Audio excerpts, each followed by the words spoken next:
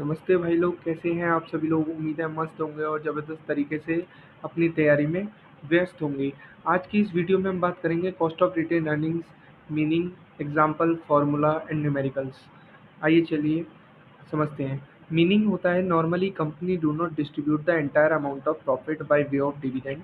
A part of such profit is retained for future expansion and development. It may lead to grow both cash flow earning and dividend. Cost of retained earning is equal to the cost of equity.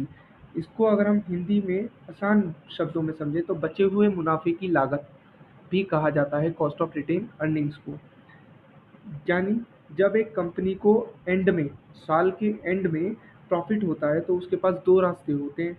पहला रास्ता, वह उस मुनाफे को अपने share holders में dividend के रूप में बांट दे। पहला तो है कि वो शेयर होल्डर्स को डिविडेंड के रूप में बांट दे। सेकंड है, या फिर उस पैसे को शेयर होल्डर को ना देके कंपनी ही रोक ले, अपने पास ही रोक ले, रिटेन कर ले, ताकि उसे बिजनेस को और बढ़ाया जा सके। जब कंपनी उस पैसे को अपने पास ही रोक लेती है तो उस पैसे को रिटेन अर्निंग्स कहते हैं। अगर कंपनी ये पैसा शेयर होल्डर को डिविडेंड के रूप में दे देती तो वह शेयर होल्डर उस पैसे को कहीं और इन्वेस्ट करके कुछ रिटर्न कमा सकते थे। बट कंपनी ने वह पैसा शेयर होल्डर को नहीं दिया और अपने पास रख लिया। इसलिए वह कंपनी की अब यह जिम्मेदारी है कि वह उस पैसे पर कम से कम उतना मुनाफा कर सके जितना शेयर होल्डर खुद कमा सकते थे। ठीक है। इसको कैलकुलेट करने के लिए फॉर्मूला होता है cost of retained earnings after tax का DPS upon MP one minus TD upon one minus TC into 100।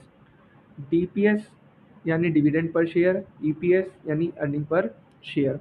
ठीक है। बिफोर टैक्स को कैलकुलेट करने के लिए C cost of retained earning after tax upon में वन माइनस टैक्स रेट, जो यहाँ पे लिखा हुआ भी है। इसको हिंदी में समझें, डेट कंपनी के बचे हुए मुनाफे को दोबारा बिजनेस में लगाने की अवसर लागत, अपॉर्चुनिटी कॉस्ट को ही रिटेन अर्निंग्स कहा जाता है।